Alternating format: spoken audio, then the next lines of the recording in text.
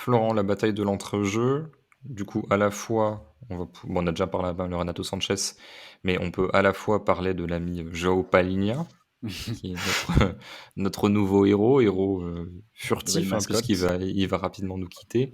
Combattant individuel, Et combattant puis singulier. aussi intégrer la variante belge, parce qu'on n'a pas encore beaucoup parlé de la Belgique depuis tout à l'heure. Witzel, Tielemans, euh, qu'est-ce qu'on pense de l'avenir potentiel de cette équipe-là? Alors sans 100% se projeter vers le match face à l'Italie, mais mine de rien, tu auras, j'imagine, un 3 contre 2 à gérer avec ces 12 joueurs-là.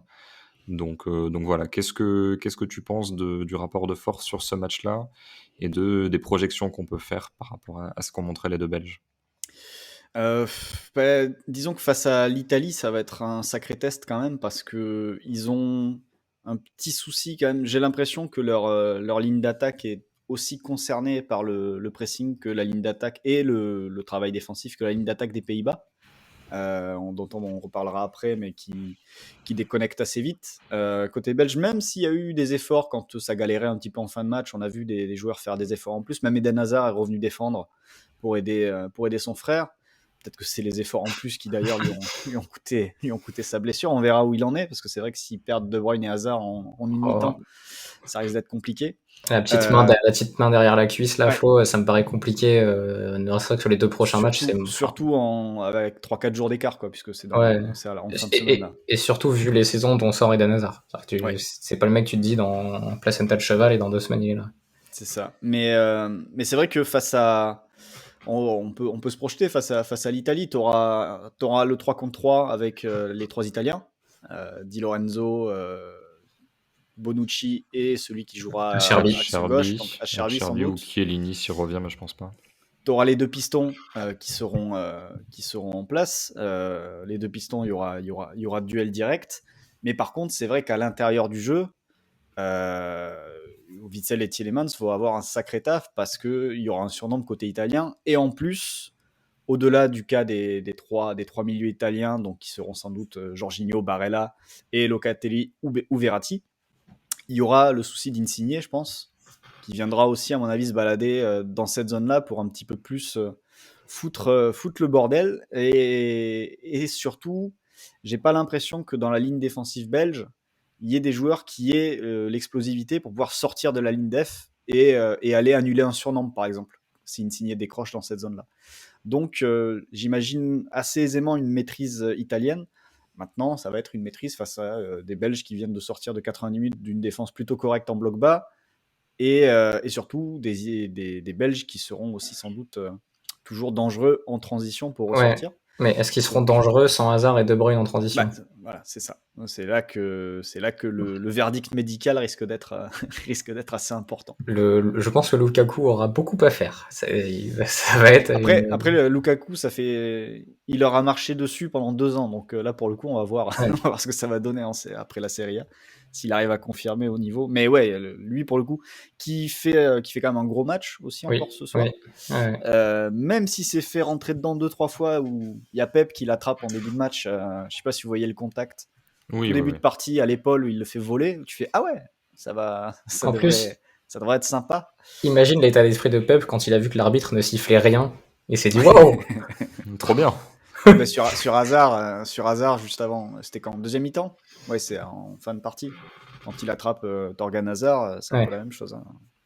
Oui, bah totalement. C'est genre, ah putain, c'est buffet à volonté. Ça, c'est moi au buffet à volonté. C'est-à-dire, ah, on peut prendre, bah du coup, c'est terminé, quoi. Je prends 3 assiettes et puis je me les remplis, mais c'est que pour moi. Raphaël, Florence s'est beaucoup projeté. Oui. Du coup, au-delà du 3 contre 2, qu'est-ce que tu peux nous dire sur les deux individualités belges qui, moi, alors à l'époque, je parlais de Don Donker, Tielemans sur le côté eau pétillante, c'est bien, mais c'est pas, voilà, c'est pas de la grande gastronomie. Là, c'est Witzel qui l'a remplacé. Witzel qui est sans doute meilleur que Don Donker, mais un peu à court de rythme, même beaucoup à court de rythme. Voilà, au-delà de l'infériorité numérique, où je pense que Locatelli, à mon avis, a des chances d'être privilégié par rapport à Verratti pour sa mobilité. Est-ce que ces deux-là sont même intrinsèquement capables de rivaliser avec des joueurs d'un niveau supérieur? Je pense quand même que Verratti et Jorginho sont très contents de ne pas tomber sur le Portugal parce que le mismatch avec Renato au milieu de terrain aurait été Ouais, assez terrible. c'est vrai. quand tu vois qu'il a écrasé des joueurs beaucoup plus mobiles aujourd'hui, je vais pas les compter, mais il y a une action qui est vraiment scandaleuse, c'est quand Guerrero lui envoie une passe poitrine surpuissante, qu'il arrive à s'orienter, et derrière qui rafute deux mecs en mode John Alomou ou Brian Abana, mais sauf qu'en plus il a le ballon dans les pieds, et qu'il gagne des mètres, et derrière il fait une super passe en plus, il me semble. D'ailleurs, la passe surpuissante de Guerrero sur Renato Sanchez, à un moment, je sais plus qui était consultant sur la chaîne que je regardais, mais ça a dit oh bonne passe. Oui. Pas du tout, c'est pas du tout. C'était sur Bean, ouais. Très bon Bravo, Josu Bravo du coup. Ouais. très bon contrôle, mais très mauvaise passe. Non, non, mais c'était impressionnant. Et je pense que là-dessus, Verratti et Jorginho auront quand même beaucoup moins à faire, pardon, pas mettre d'épée partout avec les milieux belges, d'autant plus que De Bruyne ne sera plus dans cette zone-là. S'il est blessé, s'il est trop blessé pour. J'ai l'impression que De Bruyne, j'ai l'impression que le mec en plus, il vit un été horrible entre ce qui lui est passé en finale de Ligue des Champions et là, il se prend des coups à tous les matchs, j'ai l'impression. Il se fait défoncer.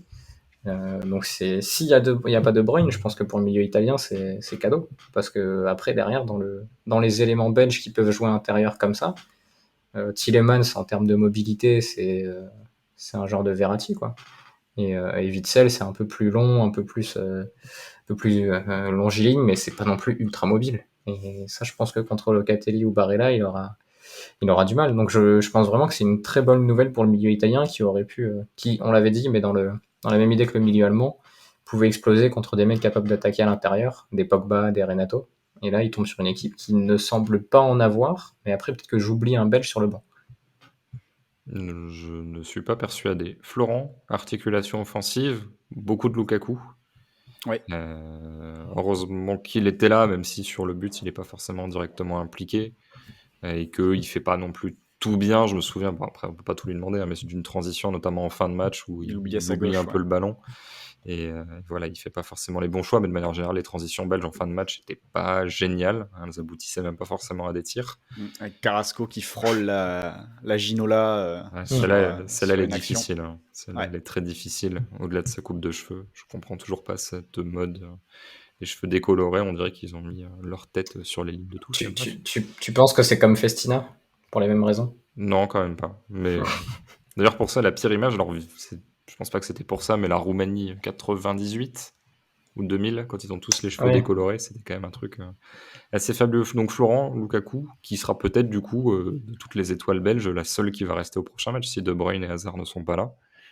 Est-ce que tu l'imagines capable de gagner le match à lui tout seul, ou en tout cas de faire les différences qui vont lui permettre d'avoir des prises à 2, à 3, qui vont libérer par exemple Torgan Hazard sur un côté, ou des choses comme ça?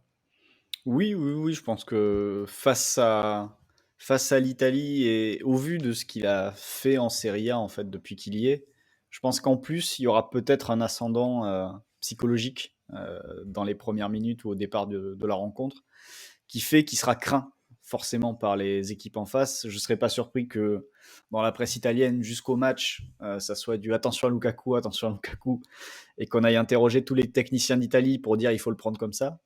Je vois à peu près un petit peu comment le storytelling peut se faire. Et oui, je pense qu'il va forcément être dans tous les têtes italiennes, surtout et encore plus si Hazard et De Bruyne sont HS, ils peuvent pas au moins ne pas démarrer le match quoi. Donc oui, de toute façon, le passage en demi-finale de la Belgique, au vu de ce qu'ils ont montré ce soir, passera forcément par lui. Je vois pas d'autres joueurs être capables d'élever leur niveau aujourd'hui, si Hazard et De Bruyne sont blessés, bien sûr, capables d'élever leur niveau pour être ce joueur clé, ce facteur X, pour faire basculer la rencontre en leur faveur. Parce qu'après, c'est pas collectivement qu'ils ont montré quoi que ce soit vraiment offensivement. Même si je disais au début qu'il y avait des idées, etc. Ils ont quand même montré pas mal de limites aussi, qui font qu'aujourd'hui, collectivement, si tu mets le collectif italien face au collectif belge, avec des individualités identiques, mais tu prends les principes des deux équipes, je pense que l'Italie est quand même un cran devant, voire deux. Par contre, si tu ajoutes les individualités, là, c'est vrai que Lukaku à lui seul, je pense qu'il est capable de faire un match où il a autant d'impact que les trois attaquants italiens réunis, quoi, parmi ceux qui ont été alignés jusque-là. C'est pas un match où tu as envie de mettre Doku dans les zones de Verratti et Jorginho un peu, juste pour les emmerder, vu qu'en plus de toute façon t'as plus grand monde. Ouais, parce que ça peut s'envisager, ouais. Ça peut s'envisager de le mettre demi-espace et de le mettre juste ouais, derrière, juste dans le dos. Mais après, il s'agira aussi de réussir à défendre comme ils l'ont fait aujourd'hui, parce que l'Italie attaque quand même beaucoup mieux que le Portugal. Ça sera moins désordonné. Et du coup, il faudra défendre encore mieux que ce qu'ils ont fait. C'est-à-dire que le côté gauche avec Insigne, Spinazzola, qui face à fonctionne Meunier. plutôt pas mal face à Meunier, je pense que ça peut faire quelques dégâts. Et même à droite, tu vois, je disais que il y avait un vrai souci aujourd'hui côté portugais, c'est l'incapacité d'avoir de la percussion et des joueurs, des excentrés notamment capables de percuter. L'Italie à gauche à Spinazzola, et à droite ils ont Berardi, ils auront peut-être Chiesa, on en parlait hier, ce sera peut-être Chiesa qui jouera sur l'aile. Et là de suite, si tu mets un vrai dribbleur face à Meunier et un autre vrai dribbleur de l'autre côté face à Hazard, ça va me Torgan. revenir, qui n'est pas non plus un vrai défenseur. Tu peux créer pas mal de problèmes, surtout si en plus, comme on disait tout à l'heure, tu as un surnombre dans le cœur du jeu. Là, ça peut partir d'un peu partout. C'est vrai qu'avec tout le respect qu'on a pour Thomas Meunier, il avait quand même été doublé par Matteo Morey dans la hiérarchie à Dortmund. Donc c'est-à-dire que même en club, il n'a pas forcément montré des capacités incroyables et une trajectoire ascendante depuis son départ du PSG.